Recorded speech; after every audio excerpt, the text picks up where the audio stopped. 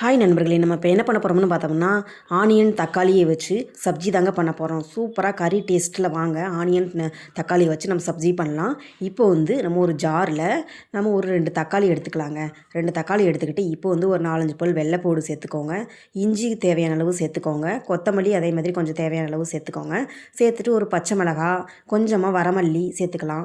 Optional தான், வரமல்லி சேர்த்துக்கிறதா சேர்த்துக்க, இல்லைன்னா கட் பண்ணிக்கோங்க.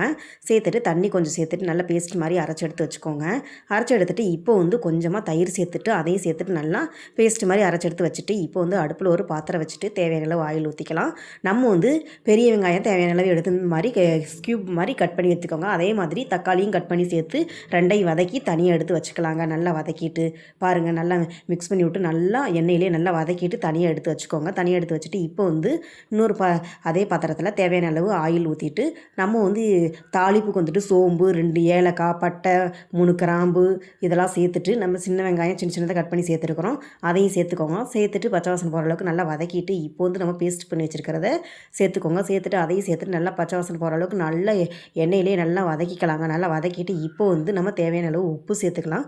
உப்பு சேர்த்துட்டு இப்போ கொஞ்சமாக மஞ்சத்தூள், ஒரு 1/2 ஸ்பூன் மல்லித்தூள், 1 ஸ்பூன் மிளகாத்தூள் இதெல்லாம் சேர்த்துட்டு நல்லா மசாலா எல்லாத்தையும் நல்லா மிக்ஸ் பண்ணி விட்டு நல்லா வதக்கிக்கோங்க. நல்லா மிக்ஸ் பண்ணி விட்டு நல்லா மசாலா வாசனை எல்லாம் நல்லா மிக்ஸ் ஆகிற மாதிரி நல்லா வதக்கி விட்டுட்டு இப்போ கொஞ்சம் தேவையான அளவு தண்ணி ஊற்றி நல்லா கொதி வர அளவுக்கு நல்லா விட்டுட்டு இப்போ பாருங்கள், நம்ம குருமா மாதிரி வந்துருச்சு. இப்போ நம்ம வதக்கி வச்சுருக்கிற வெங்காயம் தக்காளி இதெல்லாம் சேர்த்துக்கலாங்க. சேர்த்துட்டு நம்ம இப்போ நல்லா மிக்ஸ் பண்ணி விட்டுட்டு அப்படியே கொஞ்சம் கொத்தமல்லியும் தூவி விட்டு நல்லா கலந்து விட்டுக்கோங்க. அவ்வளோதாங்க, வெங்காயம் தக்காளியை வச்சு நம்ம சப்ஜி செஞ்சாச்சு. சூப்பராக டேஸ்ட்டாக இருக்குங்க. இதை இட்லி, தோசை, சப்பாத்தி, பூரி எதில் வேணாலும் காம்பினேஷனை வச்சு சாப்பிட்டு பாருங்கள். டேஸ்ட்டு சூப்பராக இருக்கும்.